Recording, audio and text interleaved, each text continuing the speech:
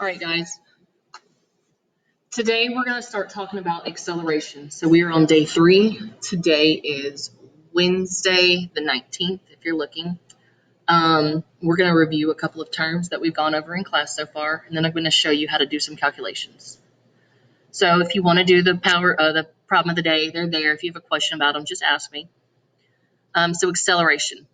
The first word we need to talk about is velocity. And so velocity is the speed and direction of an object. It's not like speed. In fact, if we're looking at the difference between speed and velocity, speed is just how fast you're going, whereas velocity has the direction attached. So speed would be 45 kilometers. Velocity would be 45 kilometers to the left. Okay, so velocity includes direction where speed does not. Acceleration is defined as the rate of change of velocity. So anytime you change something about your velocity, you are technically accelerating. You can have a positive acceleration. The object could be speeding up. You could have a negative acceleration, and that's when your object is slowing down. So you're changing the speed. Or you can even change direction. That is technically a change in velocity, because remember, velocity is speed and direction, and that would be defined as accelerating. And so acceleration is how fast you are speeding up. There is a formula for it.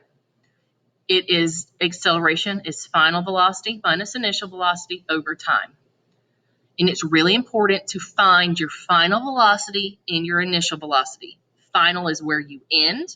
Initial is where you start.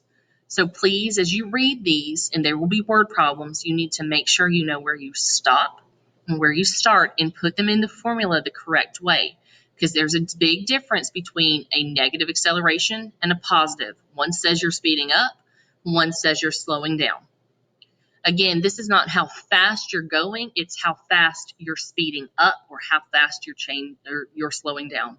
So if I said my acceleration was 2 meters per second squared, every second I'm getting faster by 2 meters. So at time 0, I'll be 0 meters per second. At 1 second, I would be going 2 meters per second. At 2 seconds, I wouldn't be going 2 meters per second anymore. I'd be going 4 meters per second. So every second, I'm getting that much faster. And let's talk about some calculations now. If you look on the PowerPoint, these problems are there. Okay, I'm going to make sure that you can see everything. We're going to start with the first one. And in the first one, it says an airplane starts at rest, accelerates down the runway for 10 seconds, and then it reaches a velocity of 80 meters per second north. What is its acceleration? So the first thing I need to do is I'm going to write down the formula. And if you flip back on the slideshow, the formula is A equals VF, which is final velocity, minus VI, which is initial velocity, over T, which is the time it took for this to happen. Okay, so let's look at our word problem and see what we know. It says an airplane starts at rest. So starts at rest. If something starts at rest, we assume that it starts at 0 meters per second. Okay, let's start filling some stuff in. So every time you see a word problem or any kind of problem like this, you're going to list all your variables. So A equals VF equals VI equals and T. And I know that some of you can do this in your head, but I want to see where your work is coming from. So this would be you showing me your work so I can help see if you mixed up initial and final. All right, well, this at rest, this is a velocity, okay? 10 meters per second. Is that going to be initial or is it going to be final? Well, it starts. So that's a key word we need to look for. Starts. That means it's going to be initial. So 0 meters per second goes here. It accelerates down the runway for 10 seconds. Seconds is a unit for time. So I'm going to put that here. Okay. At the end of the runway, its velocity is 80 meters per second north. Well, where does this go? Is this acceleration or is it velocity? It is velocity, 80 meters per second. And it even tells me what is its acceleration. So I'm going to put a question mark here. Now I've got everything but one variable, okay? And that's exactly what I want to have. I want to make sure I have all of them but one. If I'm missing two, I got to go back in and find one number. I can only be missing one of these. All right, so A equals final, 80, minus initial, 0, over my time, which is 10. Now I'm going to do the math. Notice I've left the units off because they get kind of tricky, and I'll show you what the unit's going to look like later. So 80 minus 0 is 80 over 10. So A is equal to 8. Now, that's not my final answer. My final answer needs to have a unit, okay?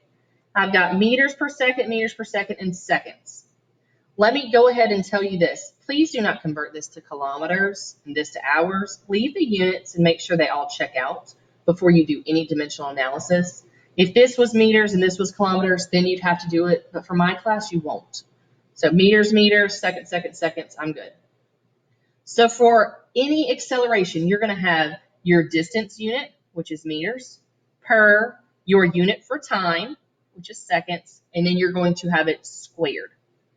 Now, I can show you when you get back to school why that is the unit. So it's a unit of distance over a unit of time squared.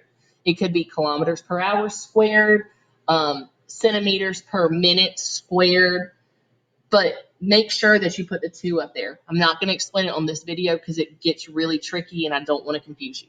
Okay, so then I'm going to put a box around this, and this is my final answer. All right, if you want to go to the next slide and pull that question out. This is the question.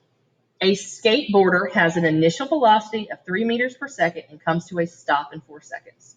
What is his acceleration? Again, I know my formula is A equals VF minus VI over T. I'm going to go and list all of those. A, VF, VI, T. Okay, I'm going to read through this again. A skateboarder has an initial velocity, so that goes here, 3 meters per second, and comes to a stop in 4 seconds. 4 seconds is time. What is his acceleration? I know I am looking for this, but I don't know what my final velocity is. So where does it say that? It says it comes to a stop. If I come to a stop, that would be 0 meters per second. Okay, now I can start to solve this problem. Right, A equals final, 0, minus initial, which is 3, over 4. Notice, this is going to give you a negative number, and that is okay. Okay, 0 minus 3 is negative 3. So A equals negative 3 over 4. Plug it in your calculator. When you plug it in your calculator, you will get 0.75. So 0.75, it's negative. Make sure that you remember that negative.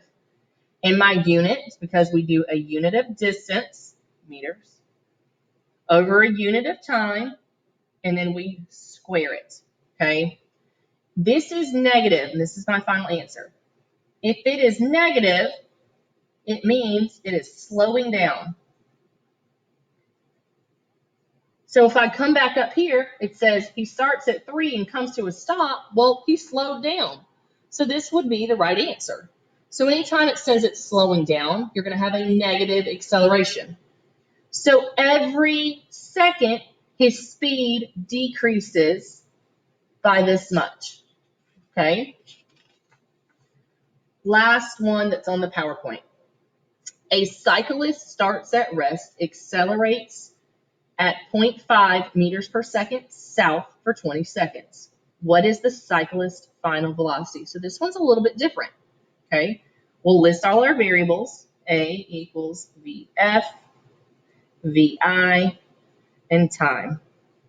All right, a cyclist starts at rest. Starts means that I'm looking at initial. So So 0 meters per second. How do I know it's meters per second? Meters and seconds are there, okay? So I don't make up kilometers. Accelerates at 0.5 meters per second squared. Notice the 2 right here. And it says it accelerates. So that's going to go up here, 0.5 meters per second squared. For 20 seconds. Is this final or is this time? Seconds would be time. 20 seconds. What is the final velocity? So I don't know what this is. So we're going to go and we're going to plug this in. 0.5 equals, notice I leave my units off because it's really confusing as 8th graders to put units on. We'll just add them back in at the end, but make sure you add the right ones.